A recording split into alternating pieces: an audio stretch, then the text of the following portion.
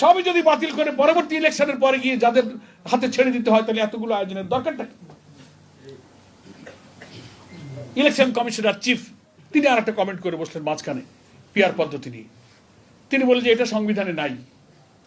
আজব ব্যাপার, রাষ্ট্রে একটা সাংবিধানিক গুরুত্বপূর্ণ পোস্টে বসে সংবিধান আইন জানানো লোক উনি। সংবিধানে তো নির্বাচনের কোনো পদ্ধতি লেখা থাকে না।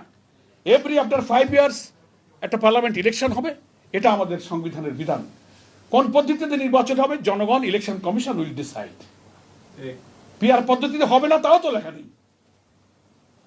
আরো যদি প্রশ্ন তোলেন সংবিধানে নাই, তো এই যে 26-এ যে ইলেকশন করতেছেন এটা কি সংবিধানে আছে? গত ইলেকশন 24-এ একবার হয়ে গেছে, শেখ হাসিনা করে গেল।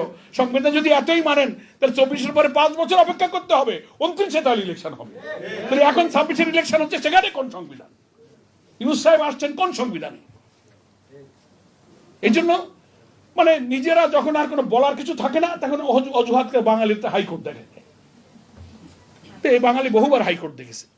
এই জন্য আমরা আজকে পিআর পদ্ধতিতে নির্বাচন ইস্যুতে পরিষ্কার আমি বলতে চাই যে পিআর পদ্ধতি এখন জনপ্রিয়, গ্রহণযোগ্য একটি পদ্ধতিতে পরিণত হয়েছে। দেশবাসীকে আমি বলবো, আমরা কালকেও বলে আসছি প্রধান উপদেষ্টাকে, যদি আপনি কোন কোন বড় দলের মতের কারণে চাপ অনুভব করেন, কোন পরাশক্তির প্রেসার অনুভব করেন, তাহলে আপনি জনগণের কাছে চলে যান, আপনি রেফারেন্ডাম দেন, গণভোট দেন। সংবিধানে তো গণভোট আছে, সেখানে আপনি পিআর কে যুক্ত করেন। আর এই 20টা পয়েন্টের যে দলগুলো একমত হয়েছে, এটা জাতি মানে কিনা এটাকে অন্তর্ভুক্ত করে পয়েন্টগুলো দিয়ে আপনি গণভোটের আয়োজন করেন।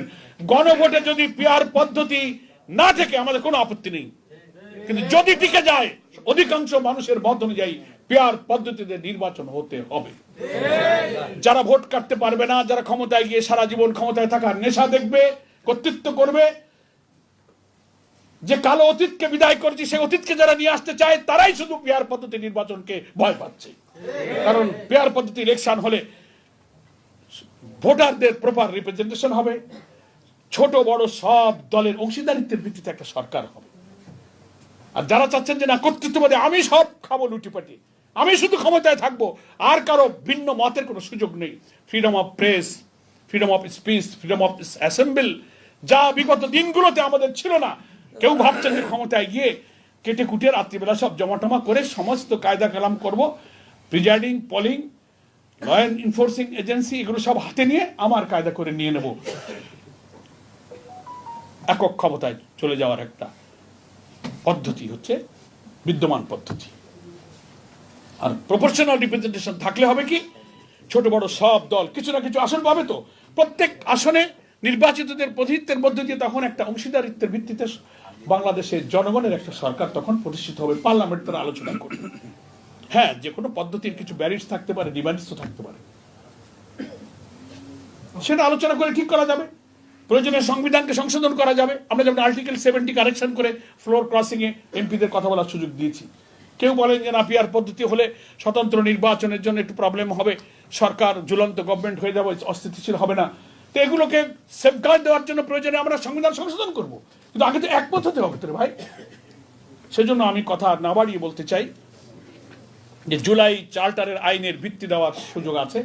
একটা হচ্ছে রেফারেন্ডাম, আর একটা হচ্ছে অর্ডিন্যান্স, প্রেসিডেন্সিয়াল প্রোক্লামেশন জারি করতে হবে। ফলে সংবিধান আইনে নাই এই কথা বলে বাঁচার কোনো সুযোগ নাই। দ্বিতীয় হচ্ছে পিআর পদ্ধতি হচ্ছে এখন বাংলাদেশে প্রত্যেকটি একটা দুইটা দল ছাড়া বেশিরভাগ ভোটারকে যারা রিপ্রেজেন্ট করছে তাদের সকলের মতামত হচ্ছে পিআর পদ্ধতি। আজকের এই গোল টেবিল থেকে আমি দাবি করব, এটা নিয়ে কনফিউশন দূর করার জন্য ইলেকশন কমিশনকে বলবো, চিফ অ্যাডভাইজারকে বলবো, প্রয়োজনে জুলাই সনদে ঐক্যমতের ইস্যুগুলো পিআর পদ্ধতি যুক্ত করে আপনি এটাকে গণভোটে দিয়ে দেন। জনগণ যা ভোট দেবে আমরা তাই মেনে নেব।